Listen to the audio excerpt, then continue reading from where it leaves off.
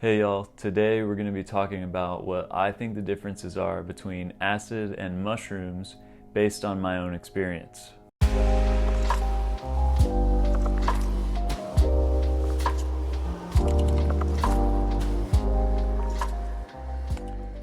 Welcome to Find the Others. My name is Tyler and I created this channel to be a peer-to-peer community of psychonauts and people interested in exploring the mysteries of consciousness. Trip reports, interviews, psychedelic book club. These are some of the things that I have going on the channel right now as we continue to post more videos. So if you enjoy this video, you can subscribe and be a part of it too. Today I wanted to talk about the differences between the two most widely known psychedelics, LSD and mushrooms. Given that all of this is extremely subjective, don't take this as universally true or true for everybody.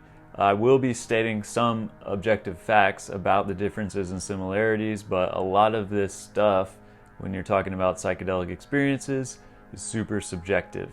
Okay, so here's kind of how I put it. The way I put it is that mushrooms plug you into Gaia, or the world's soul. Kind of like the spiritual sum of the entire planet Earth, like the entire biosphere, all of nature, just kind of the collective soul of that, Gaia, whatever you want to call it.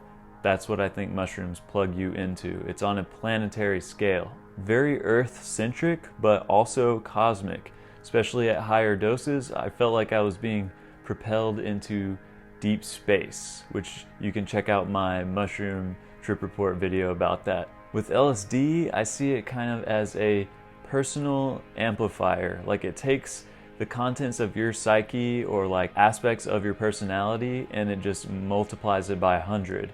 So you see parts of yourself kind of come to the forefront that maybe were there or even prominent, but they just really take off. It's really interesting. LSD seems to plug me into a galactic scale of consciousness. Like I felt like I was continuous with the entire galaxy and even beyond that scale, like bigger than galaxy scale. Like I identified with that much size of the universe. One of the objective differences about mushrooms and LSD is how long they last. So mushroom trips, 5 to 6 hours, sometimes 4, but for me it's always been at least 5 or 6 hours. And then a LSD trip is 12 hours. So it's like a full day long thing. And often you need a couple days after that to recover physically and mentally, because it can be super draining. If you look at the brain whenever people take LSD, it actually fits into our serotonin receptor more perfectly than serotonin itself. It's like this molecule is like the perfect puzzle piece to fit into that receptor, and it actually clamps tight and doesn't let go, and it's just this perfect seal. And that's why LSD lasts for 12 hours, because of that tight clamp. And I just think that's kind of interesting. With mushrooms, I feel like it connects me to this Jungian archetypal world of things like the collective unconscious. For me, there's always been a lot of themes of like alchemy and Rosicrucianism, like esoteric stuff and stuff to do with my ancestors. So interestingly, I feel like mushrooms have been keeping me on this very specific narrative where LSD always just meets me where I'm at and kind of amplifies whatever I am at that moment in time. I made a video about how the mushroom has kind of led me on this narrative, and I made a series out of it called Breadcrumbs to the Unconscious. It's on my channel, it's a playlist. Mushrooms connect you to the collective unconscious, but I also feel LSD does that too. It's just in a different way. Like, because in my LSD experience, I experienced the rising of Kundalini energy, and I experienced seeing my own chakras or feeling my own chakras, and I had never heard of that before. So the reason I think that it happened was because of the collective unconscious. Apparently, mushrooms affect the language center in the brain, and Terence Mckenna always talked about this language aspect of mushrooms, that it was enhancing language. That was part of his whole stoned ape theory ideas, that it kind of enhanced our use of language and kind of thinking of language as this like synesthesia that's happening. Like, I'm thinking of an object in my head and then I turn it into sound, it projects to you, and then it turns into an image in your head. So there's that kind of crossing of the senses that's very psychedelic in a way.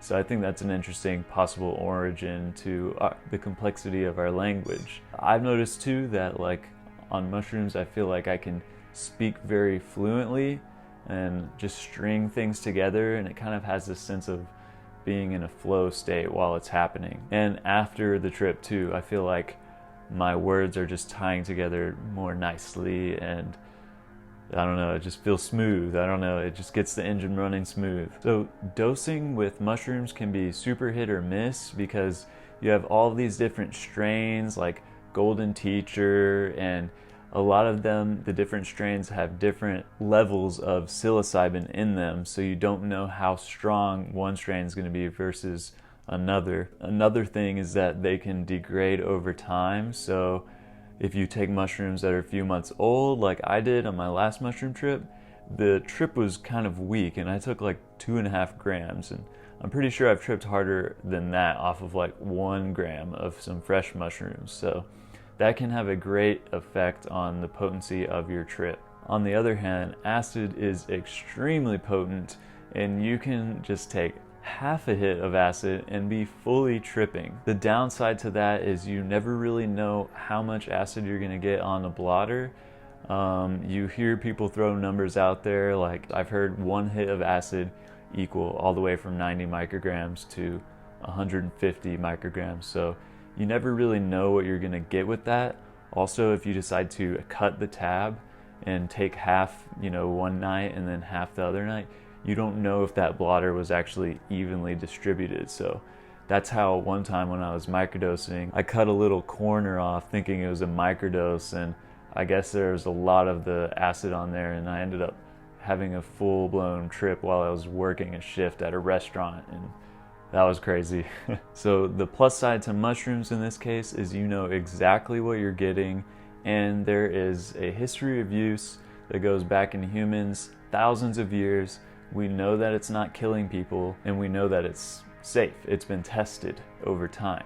Acid is physically just as safe as mushrooms, but the problem with that is since acid's been illegal for like half a century, you really don't know if what you're getting is real acid. I have been sold some research chemicals under the name acid, which turned out to be a research chemical called 2,5-N-bomb, which the time that I had taken it, it had only been out for a year, so we didn't know much about it, and it turned out to be one of the actually more dangerous psychedelics where some people have overdosed and died on these type of psychedelics. So you gotta be super careful when you're dealing with acid, and unfortunately, a lot of us learn this the hard way. There are a lot of other substitute chemicals that people sell as LSD, like 1P LSD, and there's new ones coming out all the time. And 1P LSD actually seems pretty legit. It seems to be basically as close as you can get to acid. I don't know if there really are any detectable differences, but something about when you have real acid just hits just right. There was a Tim Leary quote where he was talking about buy drugs from people that have the look in their eye that you want. I would never take any drug from anyone who does not have the qualities in their eye that I want from that drug. So I'd never take drugs from Manson. This is Tim's tips to the young, okay? Don't get drugs from Manson. So when I think about the look in the eye of the people who sold me this 2,5-N-bomb stuff, they had this like empty, like Xanax, like barred out look in their eyes, and so now I've learned that lesson too. And the person who sold me real LSD has this like cosmic twinkle in his eye, and he assured me himself that he is super paranoid too about the quality, and that he actually saw this acid under the mass spectroscopy machine at his university. So he was like totally sure, which I think is pretty funny that he went at length to actually scan the acid with a machine. And like, it's that thing where you see the strip of frequencies, and that's a way that you can tell if something is real acid or not. So buy a testing kit if you're gonna do acid, and please double and triple check with the person that you're buying from that they know it's real LSD. And if they seem suspicious about it, or maybe they might tell you the truth and tell you it's a different chemical, it's really good to weed that stuff out. So another one of the differences, I find mushrooms to be very stoning. It's like getting high on some like super dank sativa and indica at the same time. It's just like your body feels stoned, you're relaxing, but things just have this kind of spacey edge to them. Mushrooms at a high dose take on this very sci-fi, alien, metallic undertone to them. Terence Mckenna described this one time as like Hollywood alien sci-fi, and I experienced something exactly like that whenever I had my heroic dose experience on mushrooms. Mushrooms can also give you a runny nose. I don't think acid really does that, but with acid I feel like these shocks of energy like shooting down my leg, like down my thigh, kind of on the underside. That's a weird sensation that I noticed with LSD. Mushrooms at a high dose can create the sensation that a voice is kind of speaking through you. It feels like it's coming from you, but not you. And you get the sense that you're in the presence of some kind of entity, which to me feels like the mushroom itself. And I know my ideas are probably influenced a lot by Terence Mckenna, but when you're in the experience, it's pretty uncanny, like how much it feels like there's a presence with you, and a really smart kind of all-knowing super intelligence. Mushrooms at a really high dose start to approach basically DMT land. Terence Mckenna also talked about this, where not only would he see machine elves from taking DMT, but also during his heroic dose mushroom trips, the elves would appear. So that's an interesting connection about mushrooms, is that it's this super close relation to DMT, both in the molecule and in the experience. But the thing is about DMT, is I had a friend, Miracle, who just did the last trip report about DMT on the channel. She did DMT before LSD, and when she did take LSD, she was able to access some of those kind of realms that were previously opened up in DMT. So I feel like mushrooms and acid are actually similar in that way, that they can kind of bring you back to DMT spaces. LSD is almost like a psychedelic amphetamine. I talked about mushrooms being super stoning. Well, LSD is super energetic.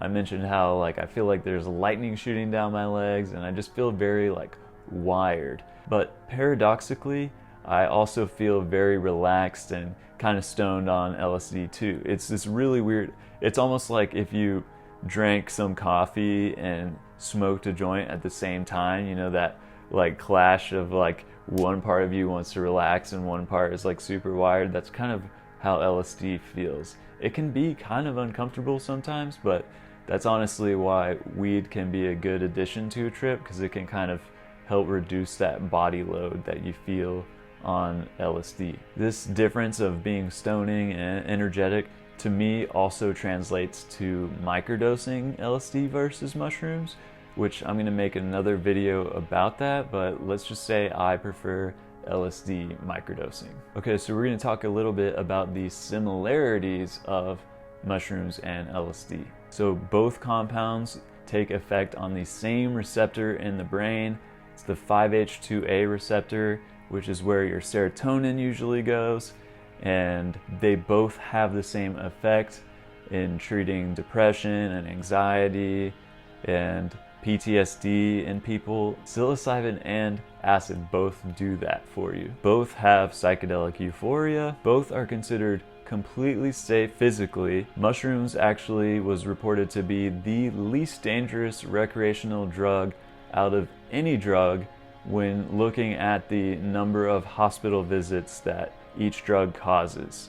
So out of a list of how many drugs took people to the hospital, mushrooms had the least amount of those hospital visits. And this is the same for mushrooms and acid. But on the flip side of that, both psilocybin and LSD, both of them pose a potential psychological risk for anybody who is vulnerable someone has schizophrenia in their family history, really should watch out and be careful if you think that you're susceptible to mental illness, because this is like mixing Diet Coke and Mentos. You do not want to mix a super powerful amplifier of the mind with somebody who is not well. I think it's an interesting line to tread, because at the same time, people with depression and actual mental health issues can benefit from a lot. But if we're talking about potentially schizophrenic, or you freak out taking any other kind of substance, then it's probably not good for you, and it does pose a danger for your psychological well-being, and it can be very traumatizing if it goes wrong. So you always want to make sure that you have somebody experienced, like a shaman figure, but if not a shaman, just an experienced peer who can help you navigate and kind of get back to safety when things do get really rough like that. Both LSD and mushrooms can give you a transcendent ego death experience. Different psychedelics have their own different motifs, and this is one of the more interesting areas to me about psychedelics, is that within a mushroom trip, people often report seeing Mayan and Aztec imagery, like those lines that kind of go like that in the Mayan buildings and architecture and their art. I think that's super fascinating that mushrooms have a history of use with these people, and it seems like either they got their art from these mushroom motifs, or they embedded it into the mushroom collective headspace, if that makes any sense. So that's just a super interesting idea that I hope somebody looks into further, and I'm definitely going to explore that more, because LSD had like a Hindu flavor and mushrooms have Aztec flavor. So this is all super interesting to me. I found that both LSD and mushrooms can change the way that weed affects you. It seems like once you open whatever door is open with LSD or mushrooms, that you can't unopen those doors. And I find that weed can bring you back to like an acid headspace or a mushroom headspace, especially if it's like really soon after you had a trip. Many people like Terence Mckenna side in favor of the plant-based psychedelics. So they say that the plant-based psychedelics like mushrooms, peyote, iboga, ayahuasca, that these are really the way to go, and that these are the natural ones, so they're the better ones. I felt like this before, but now I kind of agree with Terence's brother, Dennis Mckenna. There's no huge distinction between natural and unnatural psychedelics. LSD is also derived from a fungus, ergot, and it just had a few extra steps to purify it and synthesize it into LSD. In both cases, the compounds were created by a chemist, but one was a mushroom and one was a human. Our distinction between organic and inorganic is a little unnecessary, because everything comes from nature. Even technology, even artificial things that we create is still part of nature. Dennis Mckenna said, "Remember, your LSD is made by an all-organic chemist." But with all of that said, you can make the pro-plant argument by pointing out that plants have been used for thousands of years, so we have like a lot of testing on humans, and we know that these things are safe. They've been verified for thousands of years as being something safe. Where on the other hand, some of these research chemicals, we don't know much about them. There's not a lot of research that's actually been done on these chemicals, and so those can be super dangerous. So I will give them that, but I think that we kind of over-romanticize this idea of plants versus non-organic compounds. So their point is still valid, is basically what I'm saying. Okay, so we're gonna end this by talking about my preferences. LSD has a greater effect for me personally on my creativity and my music. It sticks with me for longer, and it has this looming presence, kind of an afterglow that seems to last longer than the mushroom afterglow. Something about staying in a psychedelic frame of mind for 12 hours, basically an entire waking day, has an effect. You seem to absorb a little more. It really is like 2 trips in one. And I also prefer the LSD euphoria. It's just a fantastic, exquisite feeling. But I still consider mushrooms super important because they've been a huge part of my own narrative, the story that I tell myself, and I've been following these little clues that pop up in my mushroom trip, and this is something that I talk about in my series, the playlist Breadcrumbs to the Unconscious, so check that out if you're interested. All in all, I prefer LSD. Mushrooms are still super important to me, but something about LSD just really gels with my spirit. Also, I like that LSD has this association with the 1960s and the counterculture and the hippie movement. I'm always super fascinated by that stuff as kind of like this cultural revolution that happened. It was like a spark that didn't catch fire, but something, a more compassionate society that I think we should be leaning towards still, and especially the psychedelic art and music that came out from that time. You know, I'm a musician, so I'm super big into like the Beatles, Jimi Hendrix, Pink Floyd, Tame Impala. These are all really big influences for me, and LSD is like a huge part of that sound. But I also appreciate the shortness of a mushroom trip because I'm not always trying to take a 12-hour journey that takes a lot of planning, and if I'm going to trip spontaneously, it's more likely going to be a mushroom trip because I can kind of fit that into a day, only if the set and setting and the vibe is right. So that's going to be it for this video. I have a whole playlist of trip reports, so you can check that out on my channel. Please subscribe if you liked this video and be a part of our growing community of psychonauts. This is all about finding the others, so subscribe, feel free to comment, share any thoughts that you have about the differences between mushrooms and LSD. I'd love to hear from you, and I'll see you when I make my next one. All right, peace.